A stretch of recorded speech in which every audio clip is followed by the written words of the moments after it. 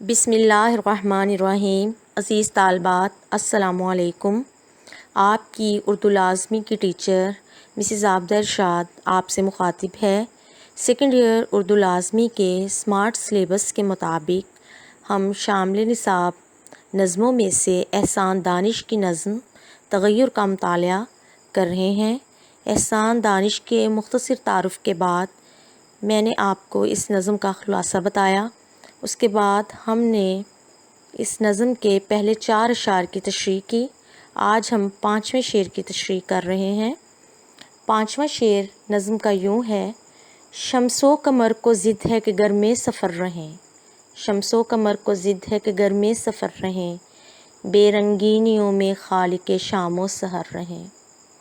شمس و قمر سے مراد چاند سورج، گر میں سفر رہنا یعنی مسلسل سفر کرتے رہنا، بے رنگینیوں سے مراد بے رونقی، بے رنگینی، خالق شام و سحر، صبح اور شام کے خالق کی حیثیت سے پہچانے جانا۔ نثری مفہوم یہ ہے کہ چاند اور سورج کو ضد ہے کہ وہ سفر کرتے رہیں اور اس بے رنگ کائنات میں صبح اور شام کے خالق کی حیثیت سے پہچانے جائیں۔ ہم دیکھتے ہیں کہ اپنی نظم تغیر میں احسان دانش یہ بتاتے ہیں کہ زندگی تغیر پہم کا دوسرا نام ہے اور یہ زندگی مسلسل تبدیلیوں کے عمل سے گزرتی ہے۔ ہر شعر میں اپنی بات کو انہوں نے دلیل کے ساتھ بیان کرتے ہوئے کسی نہ کسی مثال کی صورت میں اسے پیش کیا۔ 5ویں شعر میں شاعر احسان دانش سورج اور چاند کی مثال دیتے ہیں کہ وہ مصروف سفر ہیں اور مصروف سفر ہی رہنا چاہتے ہیں۔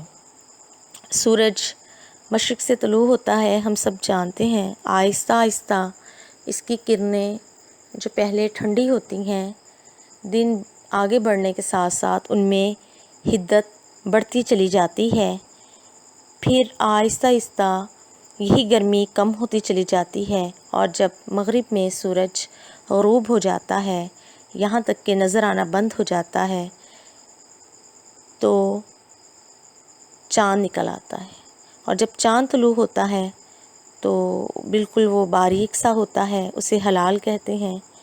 پھر جب وہ 14 منزلیں طے کر لیتا ہے اور مکمل ہو جاتا ہے تو وہ بدر کہلاتا ہے۔ پھر چاند بھی گھٹنا شروع کر دیتا ہے یہاں تک کہ وہ نظر آنا بند ہو جاتا ہے۔ اسی طرح صبح اور شام کا نظام اللہ تعالیٰ نے روز ازل سے طے کر دیا ہے۔ سورج کے نکلنے سے یا طلوع ہونے سے سحر ہوتی ہے۔ جب سورج شباب پر ہوتی ہے تو وہی سحر نہیں رہتی، دوپہر میں تبدیل ہو جاتی ہے، اور اس طرح اس کا شباب ڈھلتے ہی دوپہر سپہر میں اور پھر شام ہو جاتی ہے۔ سورج کے غروب ہو جانے کے بعد رات کا عمل شروع ہو جاتا ہے اور آسمان پر جن کی بادشاہت ہوتی ہے وہ چاند اور ستارے ہوتے ہیں، جو رات کو طلوع ہوتے ہیں اور رات کو روشن رکھنے میں اپنی پوری کوشش صرف کرتے ہیں۔ حیدر علی آتش نے اس بات کو اسی طرح سے بیان کیا تھا: میری طرح سے مہو مہر بھی ہیں آوارہ، کسی حبیب کی یہ بھی ہیں جستجو کرتے۔ اس طرح ہم دیکھتے ہیں کہ واقعی ہی چاند اور سورج اپنے اپنے سفر پر رواں دواں ہیں۔ انہیں بھی ایک پل کو قرار، سکون اور آرام نہیں، یہ بھی مضطرب اور بے چین ہیں۔ ان کا بھی اپنا ایک حسن ہے اور اسی حسن کے خالق کی حیثیت سے یہ چاہتے ہیں کہ انہیں پہچانا جائے، یعنی ہر کوئی اپنے قدرتی حسن کو اجاگر کرنا چاہتا ہے۔ اور دنیا کی بنیاد تو ہم جانتے ہیں کہ تغیر پر ہے، یہاں ہر لمحہ تبدیلی کا عمل ہوتا ہے۔ کائنات کی ہر شے میں تبدیلی ہے، تغیر ہے، اور کائنات کی ہر شے کی یہ فطری آرزو بھی ہے کہ وہ تغیر اور تبدیلی کے عمل سے گزرے۔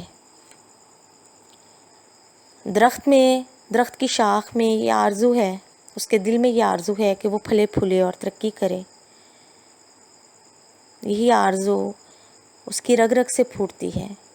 کونپلیں، شگوفے، پھل پھول، غرض یہ ساری تبدیلیاں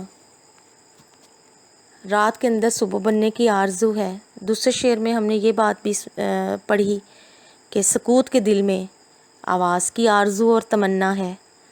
پھر ہم نے پڑھا خزاں جو ہے اس کی بھی خواہش اور تمنا ہے کہ وہ بہار میں بدل جائے۔ موسموں کو بھی یہ لگن آرزو اور تمنا ہے کہ وہ تبدیل ہوں۔ گویا کہ ہر چیز اظہار بھی چاہتی ہے، چاہے وہ خوشبو ہو جو اپنے اظہار کے لیے، خود کو محسوس کرانے کے لیے منہ بند کلی یعنی گنچے کی قید سے آزاد ہو کر باغ کی ہواؤں میں بکھرنا چاہتی ہے۔ اب شمس و قمر کی بات ہو رہی ہے تو ان کا بھی طلوع و غروب ہونا، اس چہانے رنگ و بو میں انگڑائیاں لینا، یہ ساری چیزیں اس بات کا پیش خیمہ ہیں کہ وہ بھی یہ تمنا رکھتے ہیں کہ وہ بھی تبدیلی کے عمل سے گزریں، اور احسان دانش اسی فلسفے کو بیان کر رہے ہیں اس نظم میں کہ صبح اور شام کے یہ جو خالق ہیں، صبح کا خالق سورج ہے اور شام یعنی رات کا خالق چاند ہے، ان کی بھی آرزو اور تمنا ہے کہ اس بے رنگ کائنات میں جو ازل سے ہے اور ابد تک رہے گی، انہیں صبح اور شام کے خالق کی حیثیت سے پہچانا جائے۔ شاعر نے کہا تھا ہوئی ہے رنگ تغیر سے جب نمود اس کی، وہی حسین ہے حقیقت زوال ہے جس کی۔ نظم کے چھٹے شعر کی طرف آتے ہیں۔ شہروں میں انقلاب، بیاباں میں انقلاب، محفل میں انقلاب، شبستہ میں انقلاب، یعنی شہروں میں بھی انقلاب آتا ہے، بیاباں یعنی صحراؤں میں بھی انقلاب آتا ہے، محفلوں میں بھی انقلاب اور تبدیلیاں آتی ہیں، اور شبستہ جو تنہائی کی جگہ ہے وہاں بھی انقلاب آتا ہے، یعنی کہ ہر جگہ تبدیلی آتی ہے، چاہے وہ شہر ہوں، چاہے وہ بیاباں ہوں، چاہے وہ محفلیں ہوں، چاہے وہ تنہائی کی جگہ یعنی خلوتیں ہوں، ہر لمحہ تبدیلی کا عمل ہو کر رہتا ہے۔ یہ تغیر و تبدل، یہ گردش زمانہ شہروں کو جب اپنی لپیٹ میں لیتا ہے تو کبھی وہاں حکومتی تبدیلیاں آتی ہیں، کبھی قدرتی آتی ہیں، کبھی زلزلے آتے ہیں، کبھی سیلاب اور طوفان کی نظر یہ شہر ہو جاتے ہیں۔ کبھی یوں بھی ہوتا ہے کہ شہر کے رہنے والے لوگ کسی تہذیب و تمدن کی تقلید میں اپنی روایات، اپنی عادات اور رہن سہن کو تبدیل کر لیتے ہیں، اور پھر شہروں کی بات نہیں ہو رہی، یہ صحرا، یہ ویرانے، یہ ریگستان، یہ اجاڑ جگہیں جہاں کوسوں تک آبادی نہیں ہوتی، پانی نہیں ہوتا، سبزہ نہیں ہوتا، درخت نہیں ہوتے، وہاں بھی تبدیلیاں آتی ہیں، اور کبھی یہ تبدیلیاں انسانوں کے ہاتھوں آتی ہیں، کبھی قدرت بھی انہیں بدل دیتی ہے۔ اور یہ تبدیلیاں صرف کائنات اور خطۂ زمین پر ہی نہیں آتی بلکہ انسانی زندگی میں بھی آتی رہتی ہیں۔ انسان کبھی محفل میں بیٹھا اکیلا ہوتا ہے، اور کبھی اکیلا ہوتے ہوئے بھی اپنے آپ کو بہت سے انسانوں میں گھرا ہوا محسوس کرتا ہے۔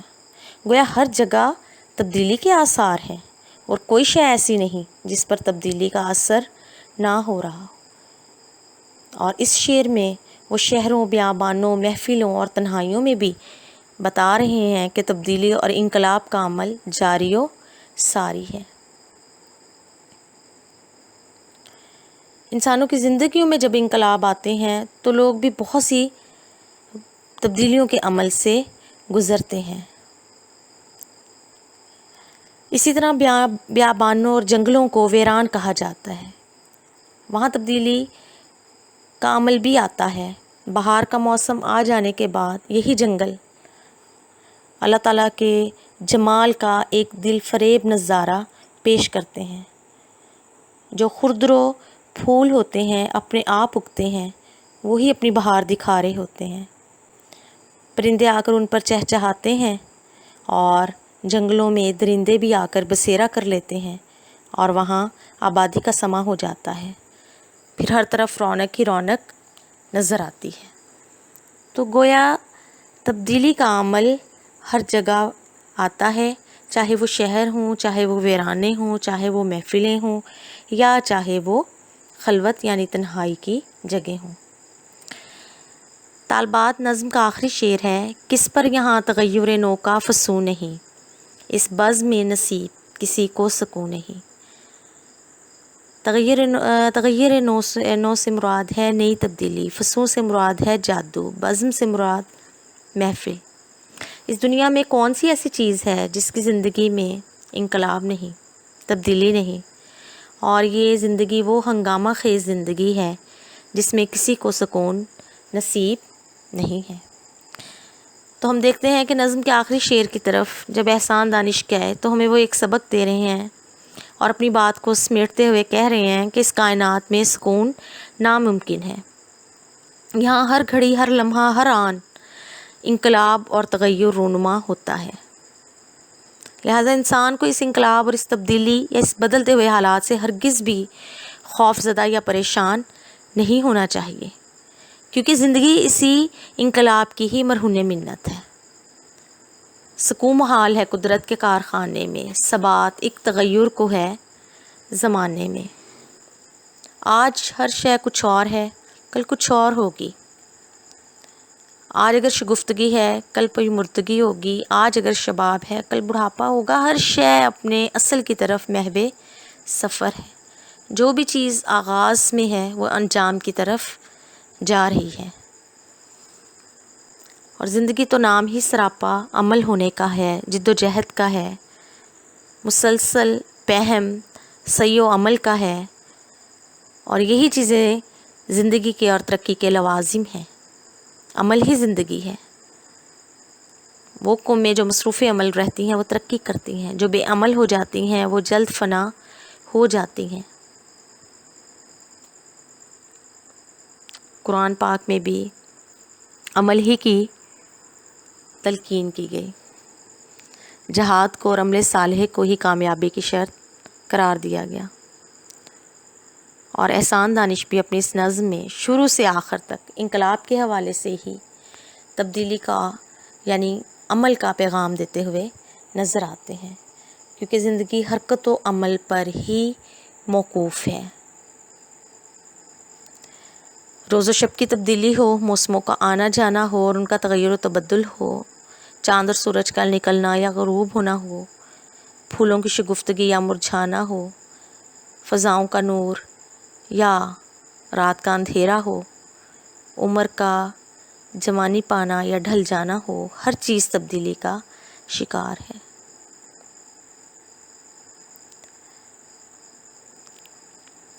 گویا روز و شب کا وہ کوئی لمحہ ایسا نہیں جو اللہ تعالیٰ کی قدرت و حکمت سے خالی ہے، اور زندگی احسان دانش کے اس نظم کے پہلے شعر کے دوسرے مصرعے کے مطابق تغیر پہم کا ہی نام ہے اور حرکت و عمل پر ہی منحصر ہے، کیونکہ جس میں انقلاب نہیں وہ زندگی موت ہے۔